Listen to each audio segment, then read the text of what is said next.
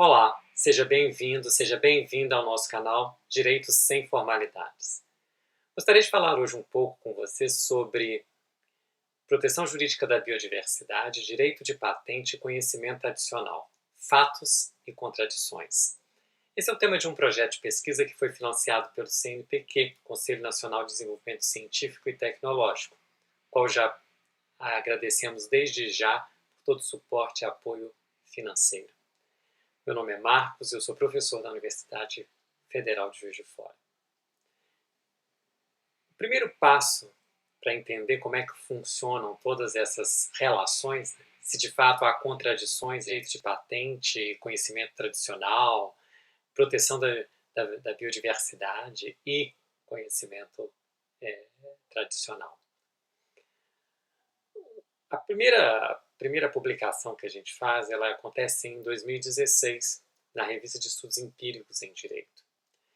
E é um estudo exploratório, em que eu e o João Vitor de Freitas Moreira, que à época era meu bolsista de iniciação científica, hoje o João Vitor é mestre e doutorando em Direito pela UFMG, Universidade Federal de Minas Gerais. O nosso objetivo ali era explorar o campo.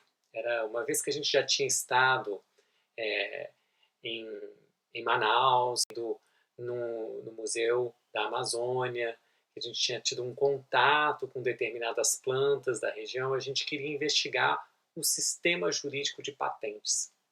E aí a gente passa a analisar um caso específico, de uma planta em específico.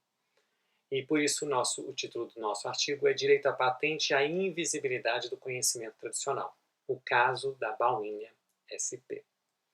Bom, para a gente entender o que é essa relação entre conhecimento tradicional e direito de patente, é importante que você saiba o que cada um desses termos significa.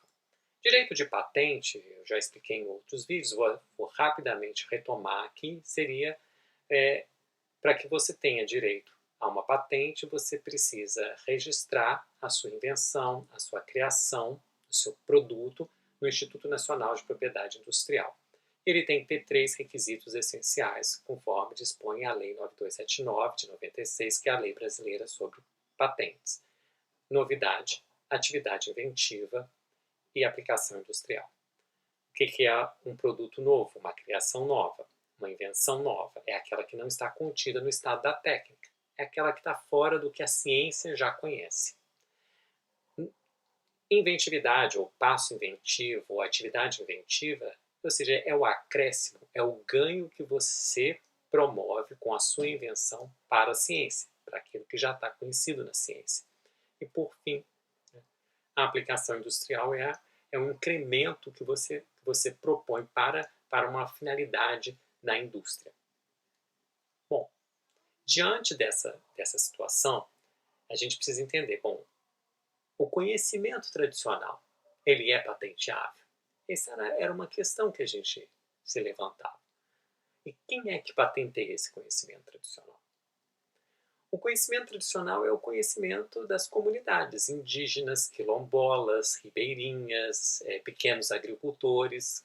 A própria lei hoje da biodiversidade, o Marco Legal da Biodiversidade do Brasil, define de forma muito simples que conhecimento tradicional é todo aquele conhecimento de comunidades indígenas, pequenos agricultores e comunidades ribeirinhas, e aí eu acrescentaria até as quilombolas, né, que utilizam de determinadas plantas, determinados recursos genéticos naturais, do patrimônio genético que a gente possui, da nossa biodiversidade. E é por isso que a gente tem que falar sobre isso. Bom, neste artigo em específico, a gente vai fazer uma exploração do campo. Entender? Bom, mas que aí a gente vai usar um caso, um estudo de caso, que é a da baunilha SP. Mas antes de entrar no que é a baunilha SP, é importante a gente entender que quando a gente vai estudar sobre conhecimento tradicional, a gente como trabalha com a legislação, com o sistema legal, a gente não pode ficar preso com o que a lei diz que é. A gente tem que tentar entender o que os estudiosos sobre o assunto falam. E aí é muito importante trazer para esse debate a Manuela Carneiro da Cunha e o Viveiro de Castros. Por quê? O Viveiro de Castros ele vai demonstrar que o indígena ele não pensa diferente de nós. Né? E aí é porque o estudo dele é sobre o indígena. Ele vai dizer que eles não pensam que nós pensamos diferente deles, ou que outros não humanos pensam diferente deles. O que acontece é que eles não universalizam o pensamento deles. E por isso, eles são mais capazes de incorporar uma divergência de perspectivas. Por isso, o que diferencia o indígena de nós é a perspectiva do olhar dele.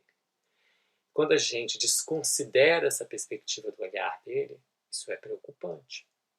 É aquilo que a Manuela Carneiro da Cunha vai dizer, olha, hoje os indígenas, as comunidades tradicionais, elas lutam por meios simbólicos e práticas, né, reais, para se colocar no debate público com uma identidade pública, ou seja, como algo como se eles fossem, como se eles de fato, né, estivessem lutando para estar neste debate com igualdade de condições. E este é um grande desafio.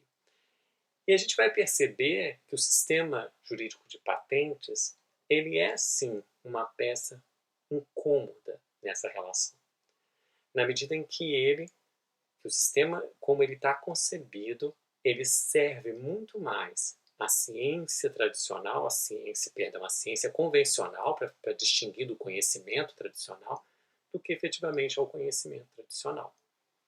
E a gente vai provar isso com o caso da Bauhinia sp.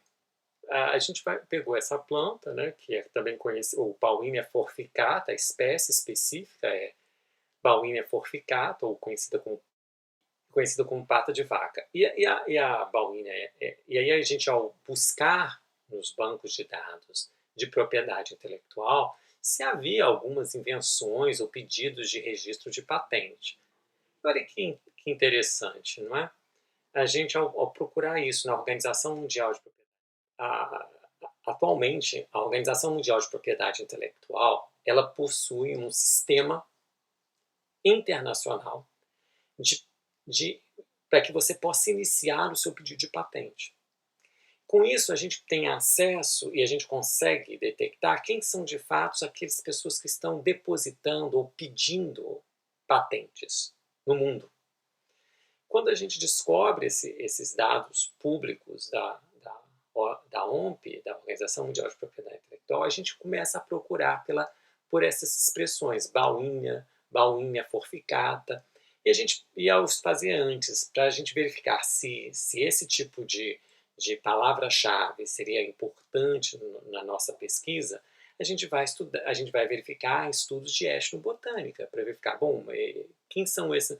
De fato, existe esse conhecimento tradicional de uso tradicional dessa planta e existem quais são as propriedades terapêuticas.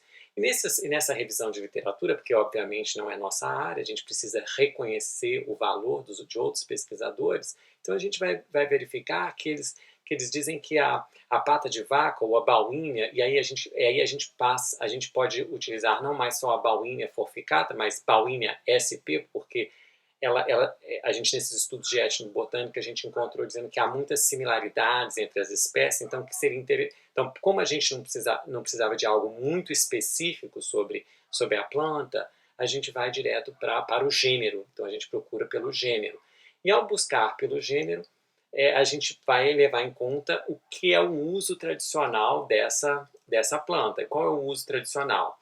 Ela é utilizada contra parasitoses intestinais, ela é utilizada para efeitos diuréticos, para controle de diabetes. Bom, sabendo disso, a gente vai até o banco de dados e vai procurar. E verifica que existem 12 pedidos de patente. Apenas um pertence a uma pesquisadora brasileira.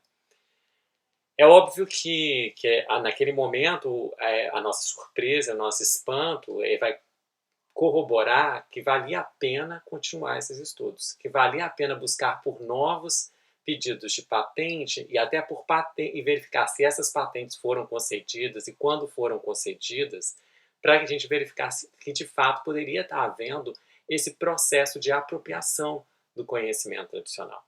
A grande questão que fica nessa situação concreta, quando a gente explora essa situação concreta, é que o fato de existir pedidos de patente, e o interessante é que ao descobrir isso, a gente vai ver Japão, Estados Unidos, Coreia do Sul como depositantes, né, como países, né, que estão ali aceitando o depósito desse tipo dessa planta em específico, né, ou de propriedades relacionadas a essa planta.